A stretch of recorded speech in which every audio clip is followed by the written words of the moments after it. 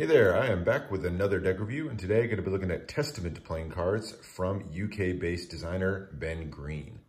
This is Ben's first deck of cards, and as a result of some persistence on Kickstarter, his first Kickstarter campaign, where he focused on two different versions of the same deck, was not successful, but he followed that up with a much more successful campaign where he really zeroed in on just this edition, the art edition of the Testament cards. The inspiration behind the deck is stories from the Bible, and specifically Roman Catholic tradition. It was kind of cool to me as somebody who likes cards that tell a story. There's so many cards out there that focus on Greek and Roman mythology, and even going into Viking and Norse mythology. This is an area, given the historical significance and the cultural significance of the traditions in the Bible, it really is one where you don't see many decks that focus on that. So it's very cool to see one that handled it so head on as this one did. Let's take a look at it though and find out how he did. Now we're going to start with the tuck, and it comes in a sleeve. So this is a sleeve wrapping on the outside meant to look like a book or like the Bible. The front of it here, it's a soft touch finish, and you can see the very weathered look to the kind of the front of a leather book. It says Testament Art Edition on the front, and then has this large spade pip, which is the same as the spade pip you'll see on the cards in a second. But the spade pip on the inside has this beautiful, almost Asian-inspired looking design with the story of Jonah and the great fish. So you have Jonah cowering here in his boat, and then the giant fish coming out of the water here and about to swallow him. And then the rest of the spade is made up of the waves kind of crashing around. A very cool design to the center pip here. The rest of it, you've got, kind of rays coming from the corners. And then the T in Testament is made out of a cross with the obvious ties to Christianity there. So really beautiful front. There's some very slight embossing, like the word Testament here, and then some parts of the spade pip over here. As you turn to the side, you have the spine of the book, more embossing here over these ridges. And then the back has a very weathered version of the back design of the cards. And again, with little bits of embossing here, but for the most part, it just kind of looks like a very weathered book. And the bottom says, designed by Ben Green, 2019, manufactured by WJPCC, and it's for Asia, Emily, and Alice. So a dedication to his family there. And then this side here is going to be the pages of the book. So as you look at it this way, it looks like a book. Now, I said that's an outer sleeve, so you can slide it out. It's actually a little bit of a tight fit on the sleeve here, but as you work this out, and then you have more printing on the interior of the sleeve. A little bit hard to see here, but there's a beautiful shiny finish, an image of the Virgin Mary there, and then on the other side, there is writing on here, which is the words of the Lord's Prayer, written all the way down. You can see the reflection of some of the gold there.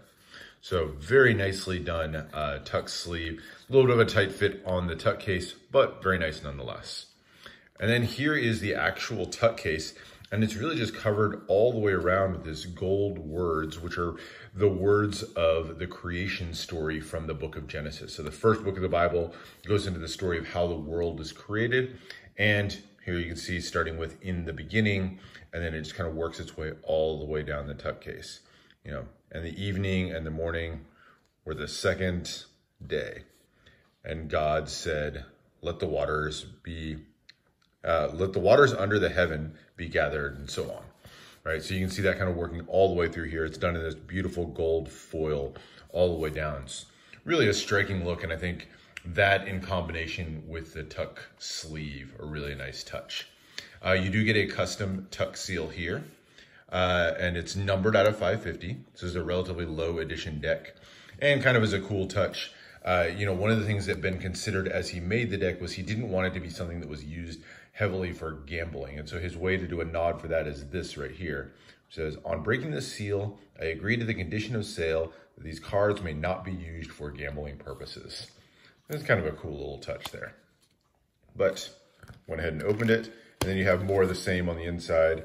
On opening this deck, I accept the condition of sale. These cards may not be used for gambling purposes. Inner flaps here, you have an image of a dove, very common in the Bible. And then you have gold foil design work all the way down the tuck, as well as some Latin writing there on the inside. And then the bottom, hard to read there, but it just says, "Stay safe, Ben," which is kind of how he signs off most of his communications. So a little extra personal touch there. The beautiful gold printing on the interior of the tuck. So really nicely done, beautiful design on both the tuck and the sleeve here.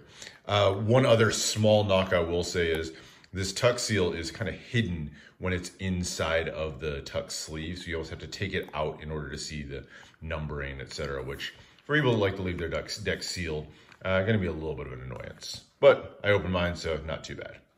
Now, the cards themselves. Before I get into the specific cards, you'll see that they are gilded. It's not that gilded mirror finish, but a little bit more of a matte finish, but very nice gilding on the cards themselves. And then here is the back design.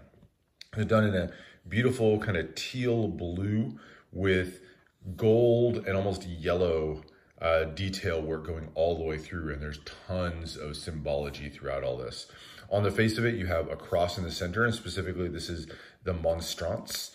The monstrance is the cross that you'll often see in a Roman Catholic church, but it's also where they will have the communion wafer will be kind of venerated in the center. So this little center circle right here would be where you would see a communion wafer usually on display.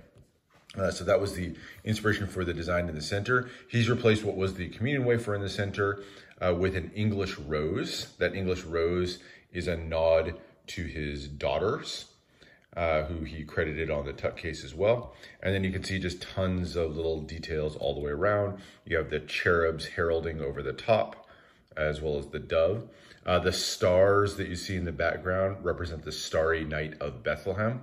According to the biblical story, when Jesus was born, it was the stars in the sky that were able to lead the wise men to know where Jesus was born, as he was laid in a manger in Bethlehem.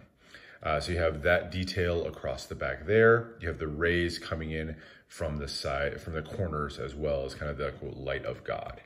And then you also have an almond flower in each one of the four corners, with some symbolism in the Catholic tradition. And the very top here, very hard to see, but it's a representation of the green man. The green man is carved into part of the Norwich Cathedral. And it's also a small nod to his father as one of his inspirations, to Ben Green's father as one of his inspirations. So hard to see there, but it's a really small image of the green man right there at the top of that point.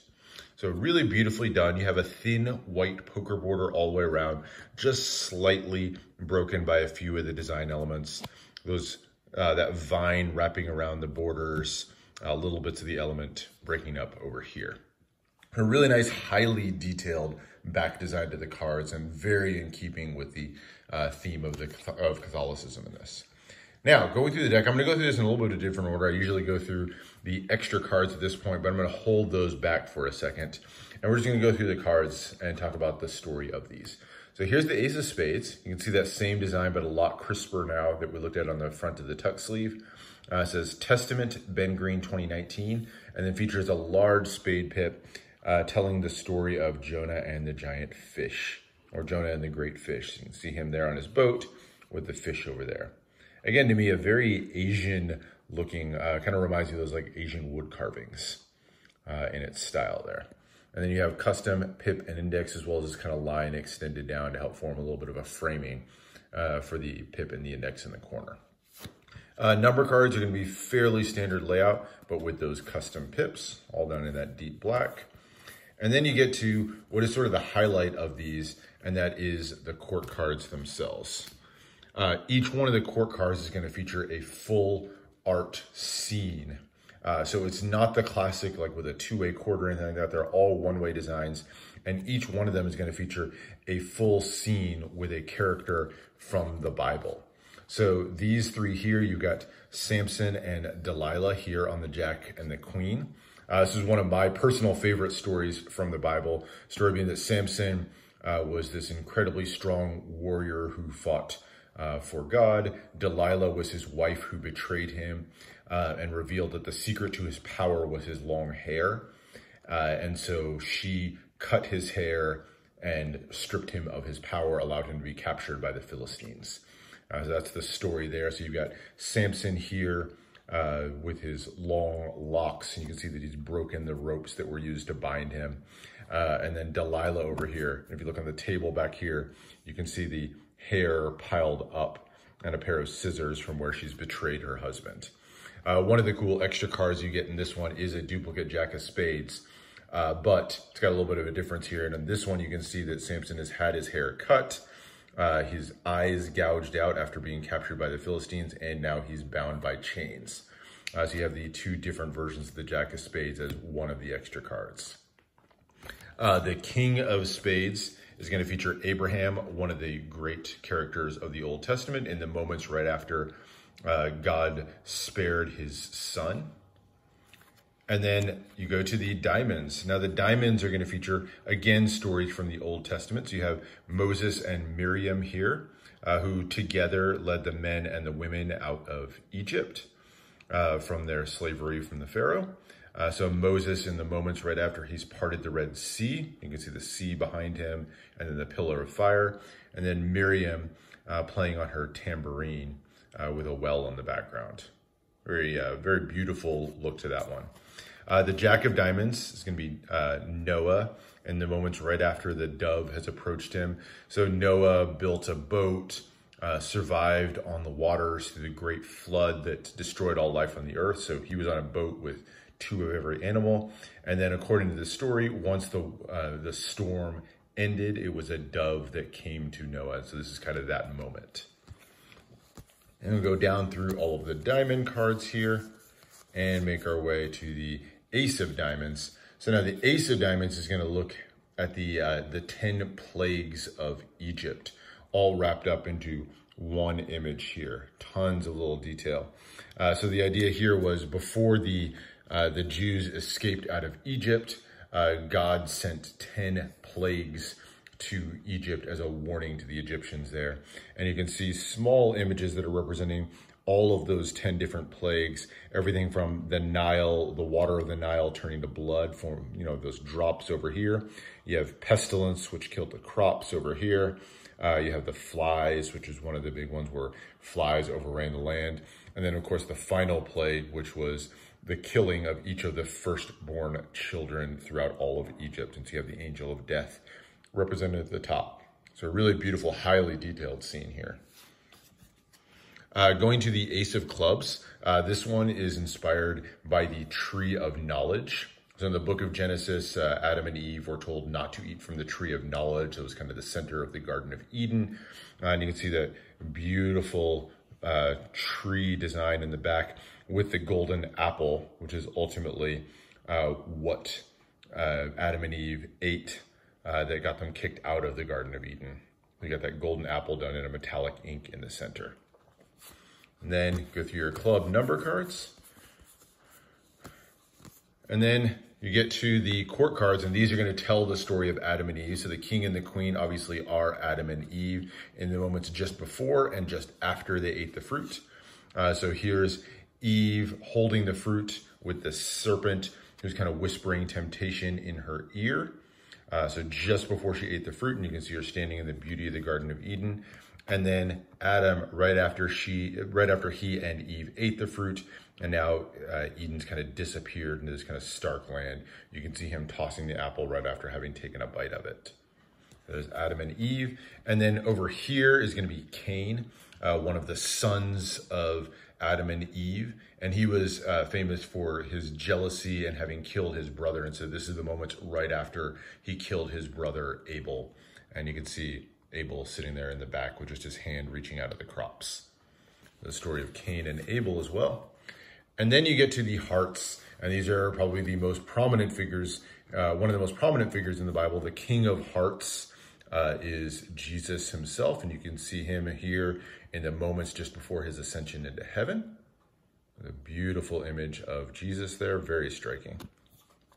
And then his parents, Joseph and Mary, are featured on the Jack and the Queen.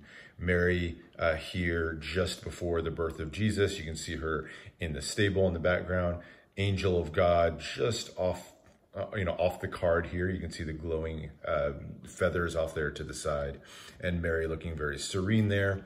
And then Joseph here, this is one of the lesser known stories in the Bible, but there's a point where he presented his staff, and the moment as he presented his staff, almond flowers bloomed from his staff as a sign from God. And so you can see the flowers kind of blooming out of the staff there.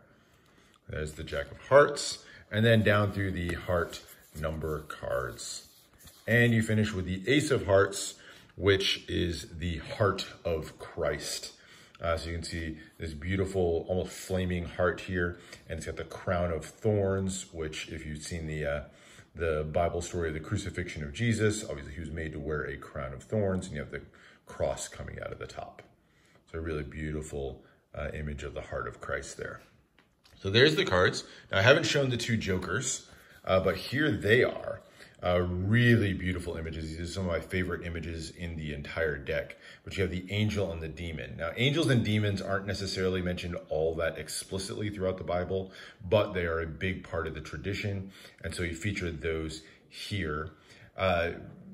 Interestingly, within this, so in addition to kind of the contrast between them, you have the angel leaning on a sword, you have the demon leaning on a cane here, and they're both holding a card reveal in their hands. So if you look really closely, the angel here is holding the Ace of Hearts, and it's kind of symbolic of, if you remember, the Ace of Hearts was the heart of Christ, and so it's symbolic of the angel offering up the heart of Christ as a gift to the viewer.